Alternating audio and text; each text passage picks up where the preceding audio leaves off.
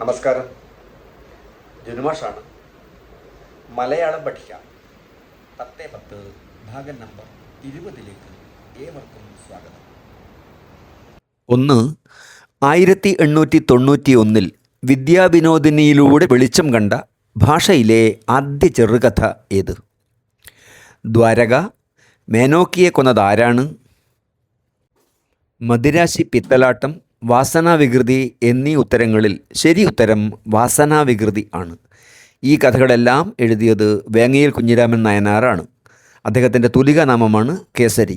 കേസരി എന്ന തുലികാനാമത്തിൽ എ ബാലകൃഷ്ണപിള്ള കൂടി ഉണ്ടെന്ന് ഓർക്കുക. 2.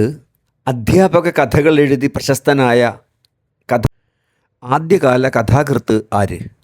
ശരി ഉത്തരം കാരൂർ നീലകണ്ഠപിള്ള ആണ്. ആധുനിക കാലത്തെ പ്രഖ്യാതനായ അധ്യാപക കഥാകാരൻ അക്ബർ കക്കട്ടിലാണ്. 3. ഒരു കാള കേന്ദ്ര കഥാപാത്രമായ മാണിക്കൻ ആരുടെ കഥയാണ്? ശരിയായ ഉത്തരം ലളിതാംബിക അന്തർജനം ആണ്. പൊൻകുന്നം വർക്കിയുടെ ശബ്ദിക്കുന്ന കലപ്പയും ഒരു കാളയുടെ കഥയാണ്. ടി പത്മനാഭൻ്റെ ശേഖൂട്ടിയും വൈക്കം മുഹമ്മദ് ബഷീറിൻ്റെ ടൈഗറും പട്ടിയെ കേന്ദ്ര കഥാപാത്രമാക്കിയുള്ള കഥകളാണ്. 4. പക്ഷിയുടെ മണം, കോലാട്, നെയ്പ്പായസം തുടങ്ങിയ മികച്ച കഥകൾ കൊണ്ട് മലയാള സാഹിത്യ ലോകത്തെ സമ്പുഷ്ടമാക്കിയതാര്? ശരി ഉത്തരം മാധവിക്കുട്ടി അഥവാ കമലാ സുരയ്യ ആണ്. ചോദ്യം 5. കവിതയുടെ വരമ്പത്ത് കൂടി സഞ്ചരിക്കുന്ന കഥകൾ. കഥകൾ മാത്രം എഴുതുന്ന സാഹിത്യകാരൻ, കഥയുടെ കുലപതി, ഈ വിശേഷണങ്ങൾ ആർക്ക് അവകാശപ്പെട്ടതാണ്? ശരി ഉത്തരം ടി പത്മനാഭൻ ആണ്. അദ്ദേഹത്തിൻ്റെ ഏറ്റവും പുതിയ കഥാസമാഹാരം ഗസയിലെ കുട്ടികൾ ആണ്. 6. സ്ത്രീകൾക്ക് പ്രാധാന്യമുള്ള ഇടം എന്ന് സൂചിപ്പിക്കുന്ന പഴഞ്ചൊല്ല് ഏത്? ചക്കിന് വെച്ചത് കൊക്കിന് കൊണ്ടു, വടക്കിനി പൊന്തിയാൽ തെക്കിനി താഴും, പുത്തനച്ച് പുരപ്പുറം തൂക്കും, പൊന്നു കായ്ക്കും മരമായാലും പുരയ്ക്ക് ചാഞ്ഞാൽ മുറിക്കണം. ശരി ഉത്തരം വടക്കിനി പൊന്തിയാൽ തെക്കിനി താഴും എന്നതാണ്. 7. ചുവടെ കൊടുത്തവയിൽ കാകു എന്നറിയപ്പെടുന്നത് ഏത്? ഈ ചോദ്യത്തിൻ്റെ ശരിയായ ഉത്തരം നമ്മുടെ ചോദ്യചിഹ്നം എന്നതാണ്. ഇംഗ്ലീഷിലെ കോമ നമുക്ക് അല്പവിരാമമാണ്.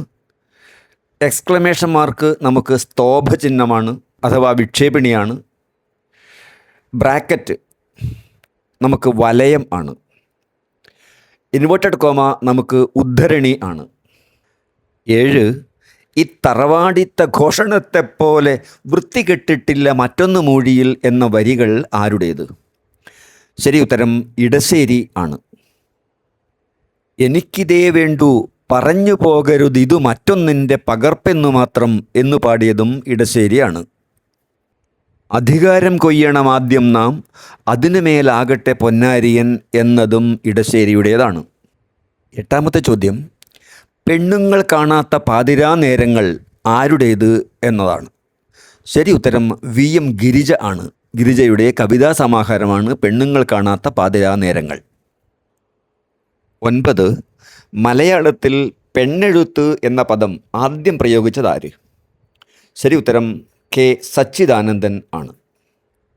10ാമത്തെ ചോദ്യം, പ്രഭ എന്ന തൂലികാനാമത്തിൽ ഉജ്ജീവനത്തിലും മറ്റും തീപ്പൊരി ലേഖനങ്ങൾ എഴുതിയിരുന്ന വ്യക്തി ആര്?